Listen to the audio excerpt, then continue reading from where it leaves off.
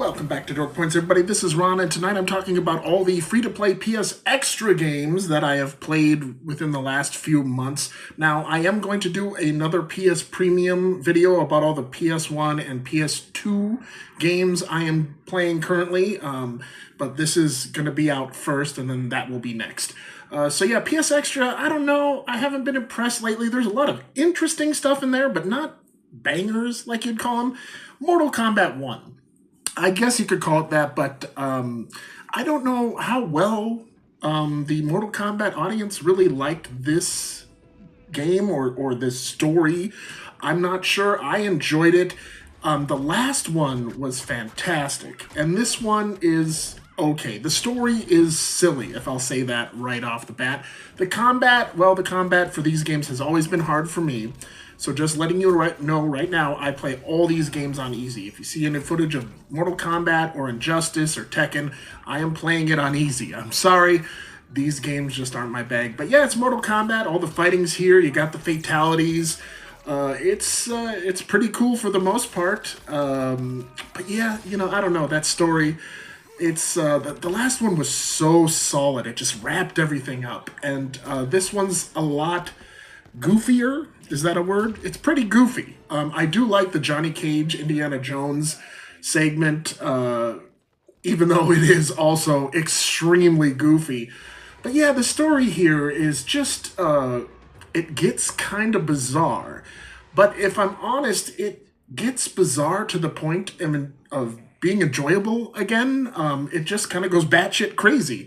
And so, maybe minor spoilers here, but yeah, this game towards the end just goes bonkers, and I actually really enjoyed it. I think it's a really fun time, but I understand some of the criticisms about it because it is a very convoluted plotline for a refresh of the story.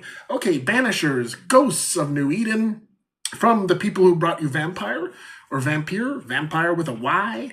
The kind of choose your own adventure game. Yeah, this is about the same thing. It feels similar and in the same world, but you are in America rather than London this time, but same time frame it feels like. But yeah, you play as a man and a woman. She's a ghost and you're a human, and you use her ghost powers to do certain things and his powers to do certain things. The problem is after about 6 hours, I saw where it was going. I made all the important choices.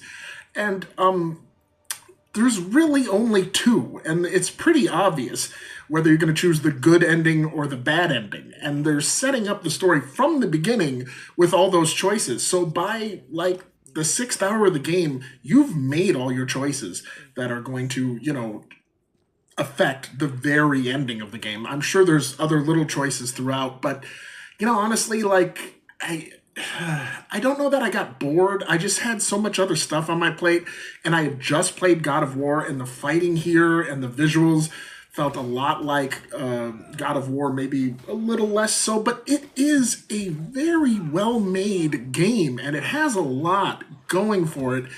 It's just that there was so much of this, and I saw where the story was going, and I just kind of put it down, but this is definitely one I could pick back up. All right, moving on to Fist, Forged in Shadow Torch. That's not the best cover photo, but whatever. It's, what do they call these? Metroidvania style game. It's no Hollow Knight or anything like that. It's got its own style. It's very charming. It's all animals. Apparently there are no humans. Animals have evolved into the main creatures here. So yeah, you're running around this huge map, and at least, thank God, they have a map. And these are normally not my type of game at all, but I really like this. Also, I should warn you that I played this about 4 months ago, and it has now left PS Extra. So that's unfortunate, but if I'm honest, this is a buy.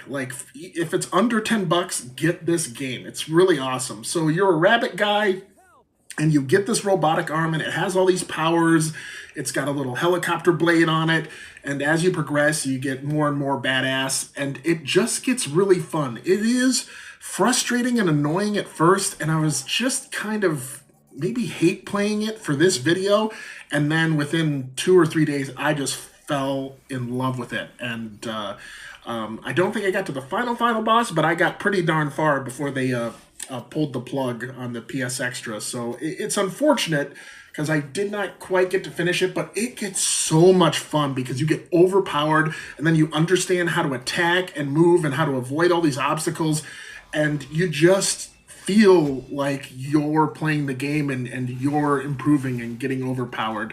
And I really like that sensation, and there's nothing here that is too frustrating. Again, the map is super mazy, but they have waypoints and stations where you can go back to different hubs. So that's an advantage here. So even though, unfortunately, it is no longer currently on PS Extra, it is a big play for me. Now, speaking of the opposite, Road 96, I was playing this at the same time, and this also left PS Extra. Now, this is from, I think, this is from the creators of Last Stop. I'm not 100% sure on that, but it has the same look and feel. But, you know, honestly, it's a little more convoluted. It's just downright goofy. And then you don't quite understand what you're supposed to be doing some of the time. I do like this really arcadey driving segment you're about to see here. But, yeah, I don't know. It's like, yeah, this was cool, where you're riding in the car, or you're moving the car and the bicycle around. But yeah, the rest of the game, well, the problem was I was playing that story, and then they dropped me off at this trailer park, and then it was like I was arrested, and then my story ended, and then I had to play another character. And I was like, well, I don't want to have to do a walkthrough to see how to properly play this game, and I don't want everyone to have a bad ending, so I don't know, it doesn't hit the same. I don't know. They're making it too complicated. They're making it so your character can die or be arrested within the first chapter, because there's other characters you can play, and you can still explore the world and get into the story. But that's the other problem, is I don't really care about this world. The whole world building structure itself is extremely convoluted. It's not cut and dry. And then you end up running into all these characters who, for the most part, are generally annoying. So I'm just not sure what they were going for here, but I respect the fact that they reached beyond their means, but yeah, they really did. Okay, moving on to The Invincible, based on S. Lem's iconic novel. I don't know what era this novel came out, but the game itself feels very retro, panoramic 60s. It has that beautiful look. And so you land on a planet, and there is another team from like a competing country or faction that has landed on that planet. So you're going down to see what's going on, and then horrible things happen to your team, and then eventually you have to seek out this other faction and see what they're doing. And I'm not going to spoil anything for this one, because it is highly worth playing, and it is just gorgeous to look at. However, it is, for the most part, a walking simulator, and a Mars rover simulator, or a planet rover simulator. The map sucks. The map just sucks. It'll get you turned around if you use it. Just follow your instincts. Also, the choices they give you are very binary, like road to the Alliance base, road to the landing zone. Well, the road to the landing zone, nothing happens there. So there's no reason to go there. There's no reason to give you the choice. Just point us in the right direction. I don't know why they did that. And there are some choices at the end too. But again, they're obvious. Like, if you want the story to end well, you know what decision you have to make. So I never even bothered trying to get the bad ending. I just played it the right way, and I got the right story, and I enjoyed my time with it. I highly recommend it. It took me about a week, just playing like an hour or so every night. It's fairly short. All right, moving on to Blood Bowl 3. Now this, I didn't think was going to be up my alley, but it really is for the most part. It's strategic mutant football. Strategic turn-based mutant football league. Do you remember Mutant Football League? It's kind of like that, but it's, you know, it's Warhammer characters. So you have like the Vermintide and the Orcs and all that stuff. I don't know. I didn't see any 40K, but I'm not sure. it could be in there, maybe DLC. But yeah, I'm just dipping my toe into this, and I really like it. I just played the tutorial sections. I haven't been online. I have not competed with anybody yet. But unlike a lot of like turn-based strategic games, I like it, and I think it's the football factor, and that when you do get a good play, you see the animation, you see your character just gutting somebody else and exploding them in blood. It's fun. All right, moving on to Somerville. Is it Somerville? Okay, I did not want to play this, and then the first 10 minutes, I was stuck playing as this little kid, and it was just the most annoying thing. And I kind of persevered because I wanted to get some actually halfway decent footage for this video. And so then you're playing as the guy for 10 minutes, and it's just kind of like, ugh, ugh. But then stuff goes crazy. Minor spoilers, I guess, because it's obvious it's an alien invasion taking place. And your character eventually, you I can't remember how you just wake up and your family's gone or something. You get separated. And then your character somehow has these powers. He touched like this alien astronaut, and he's got powers of light and dark, or blue and red. And the blue like melts objects so you can get through and proceed through the game, and then the red like builds up objects so you can climb on top of them and do things like that. Now, it is really good, but also really frustrating. The visuals alone are worth it, but this section of the game almost broke me. I spent 3 nights just going back and trying to figure out this little section. Turns out you have to wrap the lights, the Christmas lights, around that palm tree over there. So stupid. So there's a few segments like that in this game, but not many, and I never had to look up a walkthrough. So I say play it. I think it's great. You can look at the visuals here, and it's just amazing. Now, story-wise, there is no language. And I don't know if it's a foreign developer. It feels like it. But yeah, there's no language at all. No one ever speaks. And so in the end, you know, my final feelings of the game, it's like it's a little cryptic. And the decisions that are made are a little, I don't know, unclear, I guess. But it's really cool, and it leaves you with a great feeling. Play it, play it, play it. It's great. All right, moving on to Wizard with a Gun. This is one of them crafty games. So you have a time machine, and every time you add a sprocket to the time machine, a level opens up. So you're going back in time, and the levels are all randomly generated. It's a roguelike kind of thing. And so you go back into the level, and the goal is to, the goal is to find another sprocket for the time machine. But in order to do that, you need weapons, you need all sorts of stuff. So you have to build these stations, and you have to find the resources to build those stations within the level.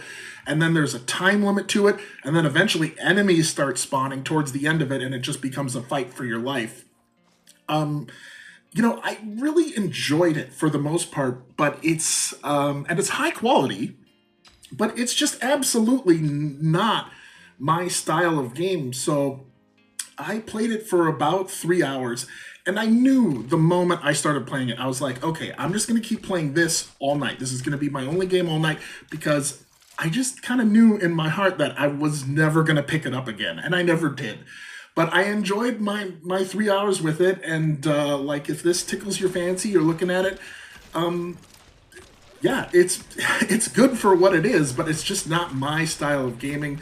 And again, the fighting is a little frustrating, if I'm honest, at least for me. And you run out of ammo and stuff. Now, along the same lines, V Rising, which came out on Extra on the exact same day as Wizard with a Gun, and it's very, very similar. So you're out in a dangerous open world, and then you have to build your castle. Now, the annoying thing with this game is that's your castle hub there, and you have to sit there for 4 minutes while it builds itself and I don't know, congeals to the earth or whatever, but you have to stand there for 4 minutes, and there's giant spiders, there's tree ants, there's sunlight, so you have to, move into the shade, which that is cool. You can be awake during the day, but if you're not in the shade, you just burn to death. And there I am just trying to stand next to that castle structure so it'll build, because you have to just stand there for 4 minutes and do nothing while it builds, I guess. It's kind of dumb, if I'm honest. And yeah, here, like, there's the castle hub over there, and this tree ant shows up and just kills my ass. And then I tried again and again, and then big giant spiders showed up, and they were super overpowered. And I'm at the beginning of the game, so why are they giving me this level of enemy right at the beginning of the game? I did not wander far off the map at all. So, eventually I did get a structure built. And so that was satisfying. There it is. It's not the greatest thing. But after all that ordeal of just trying to just build this little structure for so long, I was just like, eh. All right, final game of the night. It's Silent Hill 2. Now, I wasn't going to play this during Halloween time, but then Alan Wake 2, I'm sorry to say this is kind of well, you're going to know how I feel about Alan Wake 2 now. I just started to hate it. And it was just going nowhere. And I know both of these games have very obtuse and weird supernatural storylines. But as soon as I started playing this, I was like, oh yeah, this is what I'm looking for. And weirdly, it's a lot like Alan Wake 1 compared to Alan Wake 2. Alan Wake 2 is just different. They have the flashlight that hurts people, but it's not quite the same. So diving into this and just giving up on Alan Wake 2, I was satisfied with it. And I was like, yay! So I'm going to keep playing that. Thank you, Dork Points, fully earned. That's all the games I've played recently for PS Extra. I hope you enjoyed that, and goodbye.